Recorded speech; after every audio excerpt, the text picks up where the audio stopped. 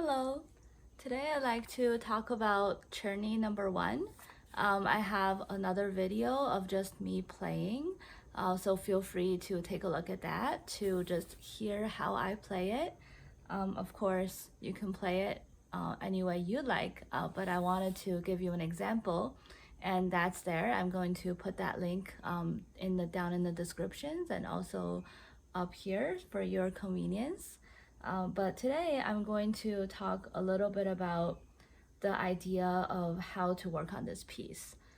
Okay, on the right hand, we have pretty simple, just 5-finger scales. So we have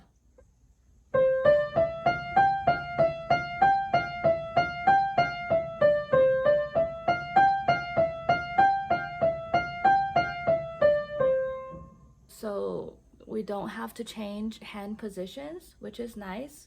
Very easy for beginners. We can start with just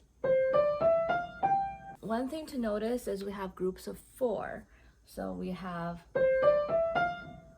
that's a 4 16th notes. That's the second group, and then we have a repeat of the second group, and then coming down,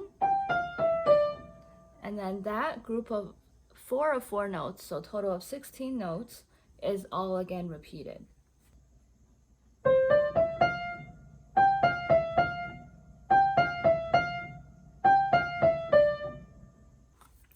On the second line, we have some arpeggios, and then repeat, and then a full scale with a finger transition.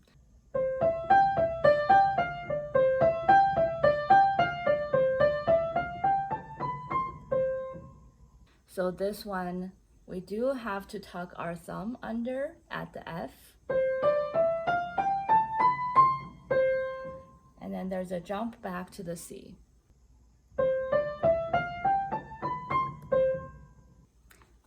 So on the left hand, then we have just some accompanying chords. The way I like to play these is, and it's marked here in the music, is there is a slur between the G7 and then the C. Okay, rather than having it be separated. Of course, you can play it like that as well, but if we were to be faithful to the music, then we want to include that slur. The second chord being slightly less loud.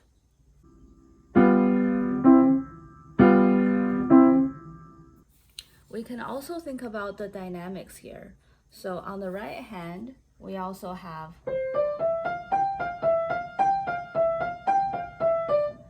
during that piece, we are using a gradual crescendo, getting slightly louder, and then softer at the end.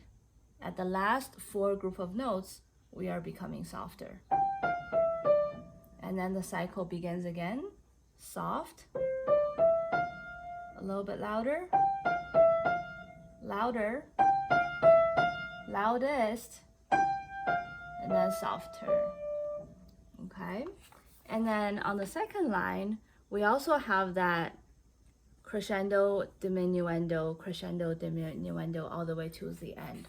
So the first group of arpeggios, getting loud, softer,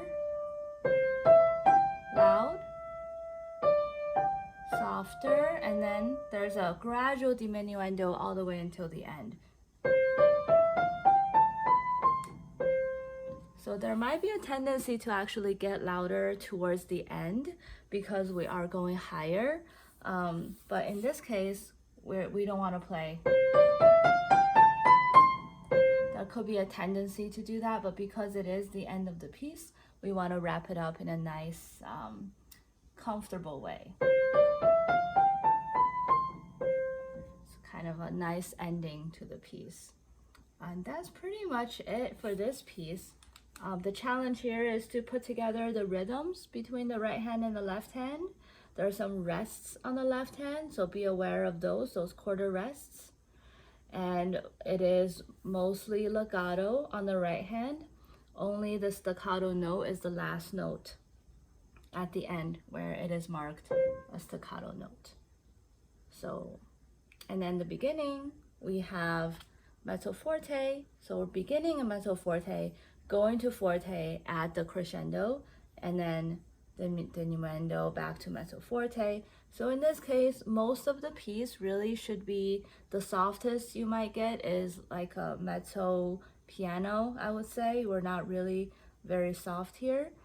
The skills that we're using, or the skills that we're developing, are that 5-finger dexterity on the right hand, matching the rhythms on the left hand. And then you'll see that in the next exercise, number 2, is actually just pretty much the same exercise, but we're doing the finger dexterity on the left hand instead of the right hand. In terms of the tempo, it is marked allegro, which means fast, happy. So we want it to be at a brisk pace, if you will, not super fast, not super slow, but slightly on the faster side. Of course, if you're just beginning this piece, I would definitely recommend practicing slow to begin with, like something like this,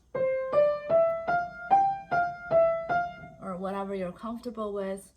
Up to recommended tempo for performance, it would be like closer to 115, 120, right? So that it really works out the 4th and 5th finger on the right hand, because you got to keep those fingers even. I would also pay attention to lifting, to not blur those together. There could be a tendency to play those a bit too fast, like I did. Right, so we don't want that. We want lifting, even if we want to play a little bit slower, but we want to have those be even beats.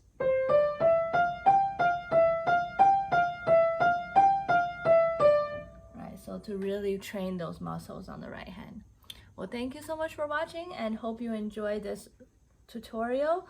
Please remember to subscribe to this channel for more tutorials and piano pieces. See you next time.